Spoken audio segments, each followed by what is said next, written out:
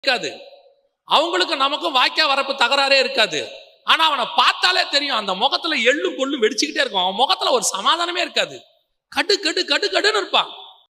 கவனித்துக் கொள்ளுங்கள், தேவன் நம்மை பார்க்கிறார். ஆண்டவருக்கு தெரியும். ஆண்டவருக்கு நாம பண்ற ஊழியம் ரெண்டாவது, நாம தான் ஃபர்ஸ்ட். நாம தான் ஃபர்ஸ்ட். ஊழியம் பண்ணி நரகத்துக்கு போவதை விட, ஒருவேளை ஊழியம் பண்ண முடியாம கூட இருக்கும், நாம பரலோகத்துக்கு போவது தான் முக்கியம். நமக்குள்ள அந்த சமாதானம் இருக்குதா? அதாவது ஆண்டவர் சொல்றாரு, குடி. குடினா திருப்பியும் சொல்றேன், தேவையான தாகம் உனக்கு இருக்கு. ஆண்டவர் சொல்றாரு, தாகமா இருக்கிறவன் இடத்துல வர கடவன். தேவையான அளவுக்கு குடி, தேவையான அளவுக்கு சமாதானமா இரு, எல்லாம் செய்.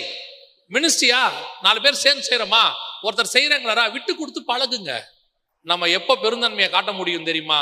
சொல்லணும், போதும்பா இந்தா நீரு, நீ பண்ணு, இன்னும் ஆசைப்படுறியா பண்ணிட்டு போ. இந்த இதுல என்ன இருக்கு?